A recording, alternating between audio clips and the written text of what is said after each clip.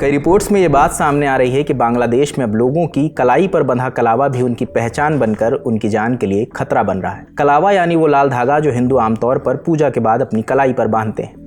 बांग्लादेश के पश्चिमी जिले जनाइदा में 20 दिसंबर को ऐसा ही एक मामला सामने आया है, जहां एक हिंदू रिक्शा चालक को सिर्फ इसलिए भीड़ ने पीटा क्योंकि उसके हाथ पर कलावा बंधा हुआ था। पीड़ित की पहचान गोविंद विश्वास के तौर पर हुई है। प्रत्यक्षदर्शियों ने बताया कि अचानक अफवाह फैल गई कि गोविंद भारत की खुफिया एजेंसी रॉ से जुड़ा हुआ है। लोकल रिपोर्ट्स बताती हैं कि गोविंद जिस सवारी को अपने रिक्शा पर ले जा रहा था, उसी सवारी ने उसके हाथ पर कलावा बांधा देखा और किराया देने से मना कर दिया। इसी बात को लेकर दोनों के बीच एक छोटी सी बहस हुई। इसके बाद उस शख्स ने आसपास के लोगों को ये कहना शुरू कर दिया कि गोविंद एक भारतीय जासूस है, एक रॉ एजेंट है। इसके बाद देखते ही देखते भीड़ जमा हो गई और गोविंद पर हमला शुरू हो गया। वीडियो में देखा गया कि गोविंद बार बार हाथ जोड़कर भीड़ से रहम की गुहार लगाता रहा, कहता रहा कि वो सिर्फ एक मामूली रिक्शा चालक है, लेकिन भीड़ ने उसकी एक बात भी नहीं सुनी। बांग्लादेश के लोकल मीडिया हाउस प्रोथेमालो के हिसाब से इस मामले में कुछ स्थानीय मौलवी भी शामिल हैं। गोविंद के सिर, गले और कंधे पर गंभीर चोटें आई हैं। घटना जनाइदा के मेट्रोपॉलिटन ऑफिस के पास हुई है। बाद में पुलिस मौके पर पहुंची और उसे हिरासत में लेकर थाने ले गई।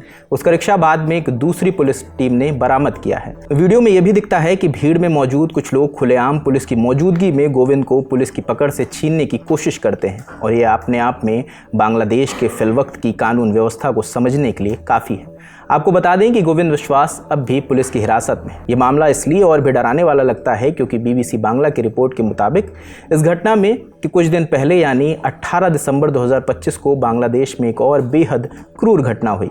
एक कपड़े की फैक्ट्री में काम करने वाले मजदूर दीपू चंद्र दास को भीड़ ने पीट कर मार डाला। उस पर आरोप लगाया गया कि उसने ईश निंदा की है, यानी इस्लाम का अपमान किया है। आरोप यह भी लगा कि पहले भीड़ ने उसे मारा, फिर उसे एक पेड़ से बांधकर जला दिया। इतना ही नहीं, जब इससे भी मन नहीं भरा तो उसे सड़क पर ले जाकर दोबारा जलाया गया। कहा गया कि दीपू ने फेसबुक पर धार्मिक भावनाओं को ठेस पहुंचाने वाली टिप्पणी की है, लेकिन अब जांच में ऐसा कोई भी सबूत सामने नहीं आया है। लेकिन बांग्लादेश की रैपिड एक्शन बटालियन के कमांडर मोहम्मद शमशुर रहमान ने अखबार द डेली स्टार को बताया है कि जांच में ऐसा कुछ भी सामने नहीं आया है जिससे ये साबित हो सके कि दीपू ने इस्लाम के विरोध में फेसबुक पर कोई आपत्तिजनक पोस्ट की थी। इस मामले में अब तक 12 लोगों की गिरफ्तारी की जा चुकी है। 25 साल के दीपू चंद्र दास ढाका के पास भालुका इलाके में कपड़ा फैक्ट्री में काम करते थे और उसी फैक्ट्री के बाहर उनकी हत्या कर दी गई। अधिकारियों का कहना है कि ना तो स्थानीय लोगों ने और ना ही फैक्ट्री में काम करने वालों ने कि किसी व्यक्ति ने दीपू के मुंह से ईश निंदा से जुड़ी कोई भी बात सुनी या देखी है। BBC बांग्ला की रिपोर्ट के मुताबिक इस पूरी लिंचिंग का वीडियो सोशल मीडिया पर वायरल हो रहा है, जिसमें हमला करने वाले लोग अल्लाहू अकबर के नारे लगाते दिख रहे हैं। इस घटना के बीच बांग्लादेश में हालात इतने बिगड़ गए कि चटगांव में भारतीय वीज़ा आवेदन केंद्र को अनिश्चित काल के लिए बंद करना पड़ा। केंद्र ने बयान जारी कर कहा, हाल ही में सुरक्षा से जुड़ी घटना के बाद 21 दिसंबर 2025 से अगले आदेश तक चटगांव स्थित भारतीय वीज़ा केंद्र की सेवाएं बंद रहेंगी। ये केंद्र ढाका, राजशाही, सिलहट और खुलना के आवेदकों को कवर करता है। हालांकि मेडिकल और अन्य आपात मामलों में सीमित अपॉइंटमेंट दिए जा रहे हैं। अब सवाल है, आखिर बांग्लादेश में अचानक इस बड़ी हिंसा की जड़ क्या है? कई लोग इसकी कड़ी इस्लामिक स्टूडेंट लीडर शरीफ उस्मान हादी की हत्या से जोड़कर देख रहे हैं। 12 दिसंबर को ढाका में हादी पर हमला हुआ था और अज्ञात हमलावरों ने उसे गोली मार दी थी। पहले उसे ढाका मेडिकल कॉलेज ले जाया गया, फिर एयर केयर अस्पताल और बाद में सिंगापुर एयरलिफ्ट किया गया, लेकिन 18 दिसंबर को उसकी मौत हो गई। इसके बाद बांग्लादेश में हालात तेज़ी से बिगड़ने लगे। उग्र भीड़ ने प्रोथोम आलो और डेली स्टार जैसे बड़े अखबारों के दफ्तरों में घुसकर तोड़फोड़ की, आगजनी की। कई जगह पत्रकारों को घसीटकर सड़कों पर पीटा गया।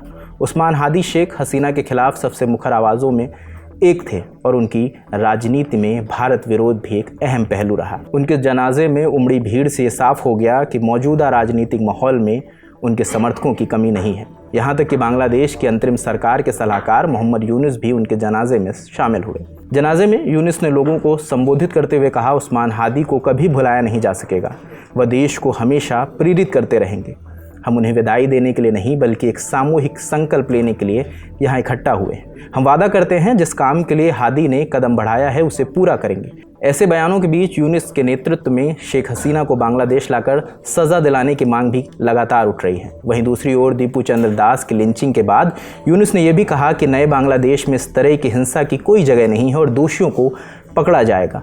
लेकिन इन विरोधाभासी बयानों के बीच ये साफ नज़र आता है कि बांग्लादेश में इस्लामिस्ट रेडिकल का डर बढ़ता जा रहा है। इसी माहौल में शेख हसीना का एक बयान भी सामने आया है। उन्होंने एएनआई को दिए गए ईमेल इंटरव्यू में कहा, ये दर्दनाक हत्या उस अराजकता को दिखाती है जिसने मेरी सरकार को गिराया है और जो यूनुस के दौर में और बढ़ गई है। हिंसा अब आम बात हो गई है और अंतरिम सरकार या तो इसे नकार रही है और इसे रोकने के लिए असमर्थ है। उन्होंने कहा कि अल्पसंख्यकों पर हमला और हालात को बिगड़ती तस्वीर को भारत समेत पड़ोसी देश चिंता के साथ देख रहे हैं। शेख हसीना ने यह भी आरोप लगाया कि यूनुस सरकार ने सालों से जेल में बंद दोषियों को और आतंकियों को जेल से रिहा किया है और जमात इस्लामी जैसे रेडिकल ग्रुप्स पर लगे प्रतिबंध हटाने के संकेत दिए। अंत में उन्होंने कहा कि यूनुस के नेतृत्व वाली सरकार में वो बांग्लादेश वापस कतई नहीं जाएंगी। उनका कहना साफ है कि जब बांग्लादेश में एक वैध सरकार और स्वतंत्र न्यायपालिका होगी तब वो खुशी खुशी लौटेंगी। भारत के विदेश मंत्रालय ने भी बांग्लादेश में धार्मिक अल्पसंख्यकों की स्थिति पर गंभीर चिंता जताई है। मंत्रालय के प्रवक्ता रणधीर जायसवाल ने कहा, भारत बांग्लादेश की स्थिति पर लगातार नजर बनाए हुए है। उन्होंने ये भी कहा कि भारतीय अधिकारी बांग्लादेश सरकार के संपर्क में हैं और अल्पसंख्यकों के खिलाफ बढ़ती हिंसा के लिए अपनी चिंताएं जाहिर कर रहे हैं। साथ ही भारत ने मांग की है कि दीपू चंद्र दास की बेरहमी से हत्या करने वालों को जल्द से जल्द सजा दी जाए। इस मामले में आगे जो भी अपडेट होंगे वो हम आप तक पहुंचाते रहेंगे। इस खबर के लिए सारी जानकारी जुटाई हमारी साथी कनुप्रिया ने। मेरा नाम रजत है, कैमरे के पीछे प्रशांत हैं। देखते रहिए ललन टॉप। शुक्रिया।